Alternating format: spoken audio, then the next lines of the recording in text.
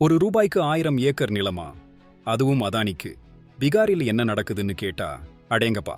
பிரபைன்டி பாகல்பூர்ல கௌதம் அதானியோட கம்பெனிக்கு ஒரு பெரிய அனல் மின் நிலையம் கட்ட பீகார் அரசு சுமார் 1000 ஏக்கர் நிலத்தை 25 வருஷத்துக்கு குத்தகைக்கு கொடுத்திருக்கு. ஆச்சரியம் என்னன்னா, இதுக்கு வருஷ வாடகை வெறும் ₹1 மட்டும்தானாம். இந்த நிலத்துல தான் இப்போ அரசியல் புயல் கிளம்பியிருக்கு. ஒரு பக்கம் மா பலா தேக்குன்னு பல்லாயிரக்கணக்கான மரங்கள் இருக்கு. அதை வெட்டக்கூடாதுன்னு விவசாயிகள் போராடுறாங்க. ஆனா அரசாங்கமோ ஏலத்துல அதானி கம்பெனி தான் மலிவான விலைக்கு மின்சாரம் தர முன் வந்துச்சு, அதனாலதான் ஒப்பந்தம் கிடைச்சதுன்னு சொல்றாங்க. விவசாயிகளை பார்த்தா இன்னும் நிறைய பேருக்கு முழு இழப்பீடு கிடைக்கலையாம். வீடு இடிப்பு நோட்டீஸ் வேற வந்திருக்கு.